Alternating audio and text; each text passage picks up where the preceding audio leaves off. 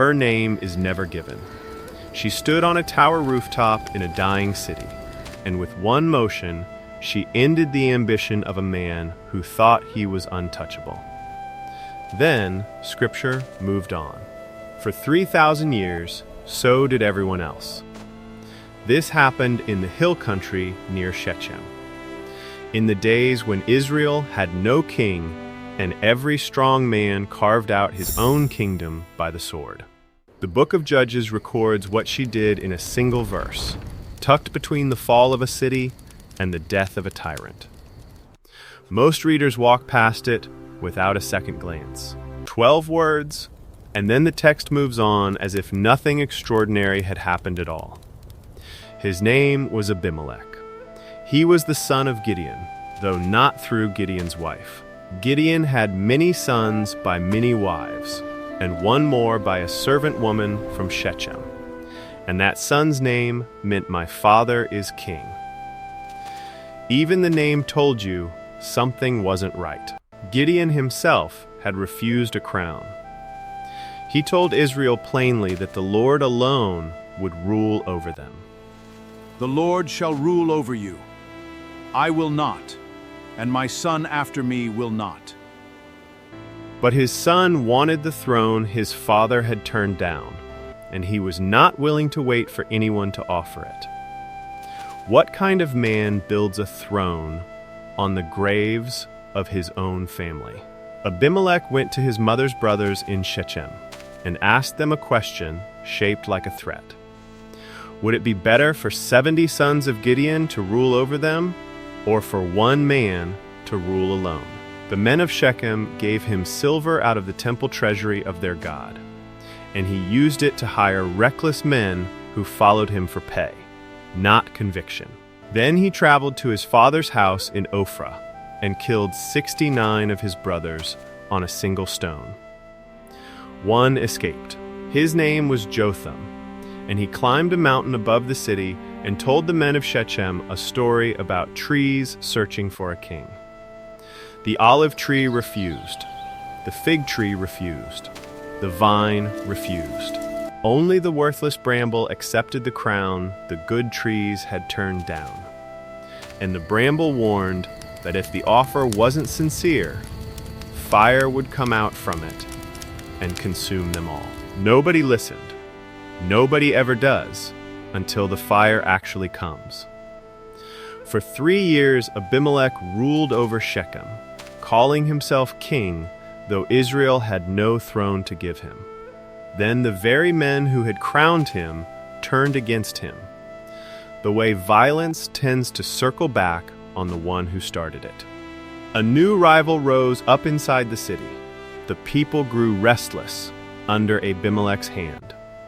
And what began with silver from a temple treasury ended with that same city rising in open revolt against the king it had bought. Abimelech did not hesitate. He attacked Shechem, tore down the city, and scattered salt over the ruins so that nothing would grow there again. 1,000 people fled to the stronghold beside the temple of their God, the same treasury that had once funded Abimelech's rise, hoping its walls would protect them the way they had always been told they would. Abimelech piled wood against the stronghold and set it on fire. Every one of them died inside, men and women together, in the very building they thought would save them. It is easy to read past this part of the chapter quickly, the way the text itself moves past it quickly. But it is worth pausing on. The God of that treasury could not save the people who trusted its walls. Only a page later, an unnamed woman with a millstone would prove where real defense actually comes from. From the ashes of Shechem, Abimelech marched his men toward the next town that dared to resist him. That town was Thebez. Why does a story that opens with the massacre of 70 brothers end up remembered, when it is remembered at all, for what happened in a small town most people have never heard of? Because in Thebez, Abimelech's story stopped being about power and started being about how quickly power forgets its own limits. The town had a strong tower at its center, the kind of refuge families ran to when a city wall could no longer hold. The people of Thebes shut themselves inside it, climbed to the roof, and waited. Abimelech, certain of another easy victory, approached the tower to burn it down, the same way he had burned Shechem before it. He pressed in close enough to set wood against the door with his own hands. He did not know a woman was standing above him. Scripture never gives her a name, a family, or a single line of dialogue. It gives her only a weapon, an upper millstone, the kind of heavy grinding stone every household kept for turning grain into flour, small enough to lift and hard enough to kill. She looked down and saw the man who had murdered 70 of his own brothers standing beneath her, setting fire to the one place her people had left to hide. And she threw it. The stone struck Abimelech on the head and cracked his skull. Judges chapter 9, verse 53 records the moment in 12 short words. A certain woman cast a piece of a millstone on Abimelech's head and broke his skull. No elaboration, no fanfare, no name. It is one of the most overlooked verses in the entire book, and yet it undoes everything the previous chapter spent building. What happened next reveals more about Abimelech than almost anything that came before it. He did not die instantly.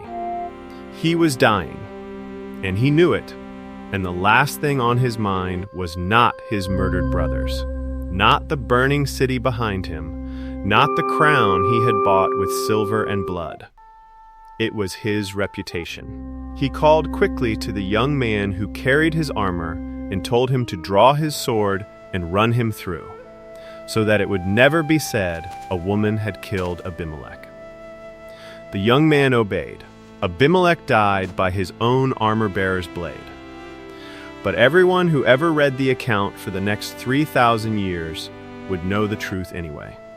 Isn't it strange how the thing he feared most became the very thing Scripture chose to preserve? He tried, with his last breath, to erase her hand from the story. Instead, he guaranteed she would never be forgotten by the text, even if she was forgotten by everyone who read past her too quickly. Generations later, when the general Joab wanted to warn his own commander away from a reckless attack on a besieged city, he reached for this exact memory. He said, "Remember what happened to Abimelech at Thebes. Remember the woman on the wall." The warning still worked, centuries after the millstone fell. So why does almost nobody teach this story? Perhaps because it resists the shape most Bible teaching wants to give it. There is no rescue in it, no miracle, no prophet stepping in at the perfect moment. There is only cause and consequence, unfolding exactly the way Jotham had warned from the mountain years earlier. Fire coming out of the bramble and fire coming back to consume it. The book of Judges does not soften the ending or explain it away. It simply states what happened in the hill country of Manasseh, and then moves on to the next judge without a word of commentary. But look again at who is left standing when the violence finally stops. Not the king, not the army he hired with silver, not the brothers who crowned him, or the city that later regretted it. An unnamed woman on a rooftop, doing the only thing available to her, ending in a single motion what an entire army of soldiers had failed to stop. That is the overlooked verse, and that is why it still matters. The Bible does not preserve this story because it wants to glorify one death on a battlefield. It preserves it because it refuses to let power write its own ending. Abimelech spent his whole life making sure his name would be remembered as king. Scripture remembers him instead as a warning, and quietly hands the real turning point of the story to someone the world never thought worth naming. That is not an accident. Across the book of Judges and across the whole of Scripture, God has a pattern of noticing the ones everyone else overlooks. The younger son, the foreign woman, the servant at the edge of the frame, the figure with no name and no lineage listed beside it. Long before the world writes them into the story, God has already counted them worthy of it. That is the quiet thread running underneath almost every forgotten name in this book, that love found them first, long before history ever got around to noticing. Think about how differently this story could have been told.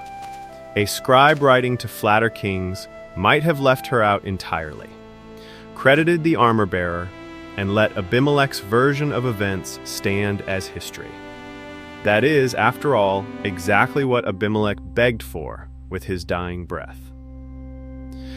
But the book of Judges was not written to flatter anyone. It names Gideon's failures alongside his victories. It names Jotham's warning and lets it come true word for word. And it names, without ever naming her, the one person in the entire chapter who acted with more courage than every soldier Abimelech ever hired. Her name still is not known. It never will be. But the millstone she threw outlived the throne Abimelech tried to build on his brother's grave. 3,000 years later, the verse remains exactly where it always was. 12 short words, easy to skip past, and impossible to undo